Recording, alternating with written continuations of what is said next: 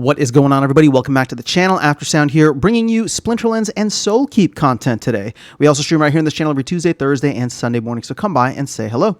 This video is also brought to you by two things. Since we don't do any sponsorships here on the channel, go ahead and chill them out real quick. The first is my music, which is available anywhere you stream music under the name Aftersound, and the second is a new podcast I just launched called Chasing Infinity. It is myself and ChatGPT as my AI co-host, and we dive into a wide range of topics in short-form videos just like these. So check it out. Links in the description below, and I appreciate the support. All right, guys, let's talk about Soulkeep because a major thing was added, or at least announced yesterday, which is the staking requirement that is coming for SPS, the SPS staking requirement in order to play in certain leagues. So let's go through the update here from the team. So sorry for the long silence. We were actively working to bring back SPS staking feature. All right, so number one, as Splinterlands already announced, the SPS staking page will be back on the SPL website after tomorrow's update. So that's the one that happened actually yesterday. On our side will be deployed SPS staking requirements during the week. SPS staking is introduced back with a simple logic. There is a minimum SPS staking requirement for playing in higher leagues. So if you're playing in leagues 1 through 4, you don't need any staking, but starting from League 5 and above, users will not be able to play the game without staking the appropriate amount of SPS. Required amounts are attached, but those can be changed further in the future, including including introducing staking requirements potentially for even other lower leagues. So we noticed your concerns regarding Soulbox purchases and did an investigation. It appears there was a major bug and some users noticed and exploited it. So they're actively working to fix that ASAP, and they're kindly asking all players to keep the honesty and not exploit the bug by purchasing more. So here are the staking requirements. Now, it's going to be a delegation, meaning that when you delegate from your Splinterlands account, right, from your primary Splinterlands account to Soulkeep, you will be required to. It's not going to double dip essentially, right? When you delegate it, you don't get the benefits, meaning that it has to go over to Soulkeep for these. So you can see here, League 5 is at 40,000. It increases at like 15,000 increments until you get to League 8, which is at 90,000. League 9, which is at 115, and League 10, which is 150,000.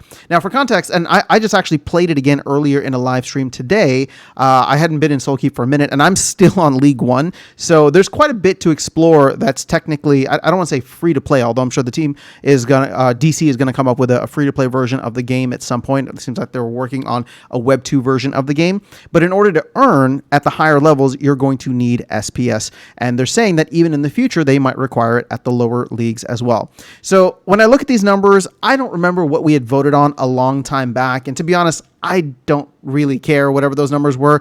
I don't even care what the numbers now are. I think that they look fine. There's nothing here that's like outrageous, and especially considering that SPS is below a penny. It's been below a penny for a while.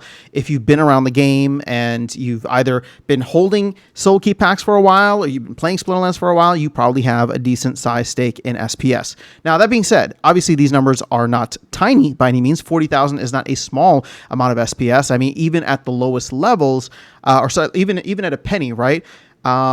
If I'm doing my math right, 40,000 SPS would be roughly $400. When we were at our all-time low, it would have been about $200, a little bit under $200. So it's not an insignificant amount by any means. It actually is quite a significant amount. But we also have very high amounts of rewards at the higher leagues. So I'll just say this, and I did say this on the live stream when it first came up or came to our attention, and I like it, but I don't know that I love it. I don't know if that's explaining it right. I like the fact that there is SPS staking required, but I don't like, or maybe I love it, but I don't like it. That's the way I should frame it.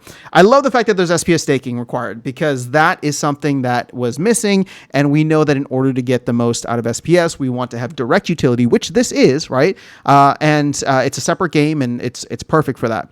What I don't like about it is the ability to, or the ability to not play. I'm saying it poorly. You do not have the ability to play, which is something that I'm not a big fan of, mainly because I think if you have the cards and you have everything, you should be able to play. What you should not be able to do is earn, which is kind of what we have set up in the Splinterlands ecosystem now. If you don't have a lot of SPS, but you have all the cards, you can still play. You can play as much as you want. Are your glint earnings and SPS earnings going to be high in the game, the trading card game? No, they won't be, but at least you can still play. You're not gate kept from playing the higher levels of the game, which presumably, if you enjoy games like these, get more and more fun and challenging as you go along. So from a game perspective, I don't like it. Obviously, I love the fact that we have SPS staking coming into the mix now, and I hope that this is something that they'll address in the future, but I don't like the fact that it's gatekeeping. It should be only gatekeeping rewards. It shouldn't be gatekeeping access to the game. But again, baby steps here. I know that the game only came out a couple of months ago, or maybe 6 months ago, earlier this year. And, the team has been actively adding to it and squashing bugs and all these different things. And as we head into, hopefully, 2025, my expectation is that all these bugs will get squashed out. The Web 2 version will be released. The team will start to do some marketing, and we can actually see some really exciting things coming from Soulkeep. So the fact that we are now getting more integration with the Splinterlands side of things with SPS is huge. I don't want to minimize that. So take everything here with it's not necessarily a grain of salt. I mean, I do really love what's going on, but I just don't like this specific aspect, and I hope that as we go along, as they said in the comment here, these might change in the future, and I absolutely hope that they do, so that they don't gatekeep people, or at least there will be like a free-to-play version that allows you to go up all the levels. That's something that I feel quite strongly about.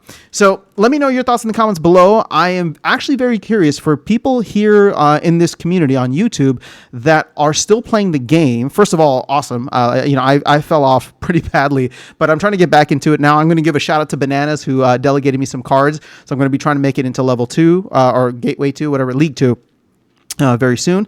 I'm just curious to know what level you guys are playing at, or what league you're playing at, how you're enjoying the game, what your thoughts are as we move along, and what your thoughts are specifically on this SPS staking requirement. But for me, it's a net win, obviously, and I think it's moving things in the right direction.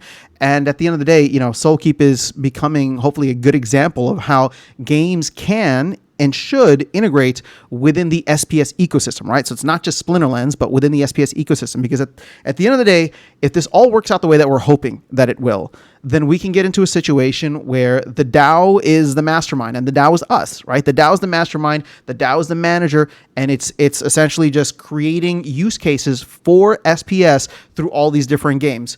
Splinterlands, the trading card game, Splinterlands, the land game, and now, of course, Soulkeep, the tower defense game, and who knows, hopefully, fingers crossed, that we get some other cool stuff in the future. But that's all I have for you guys in this video. I'll catch you all in the next one, and see you around the game. Take care.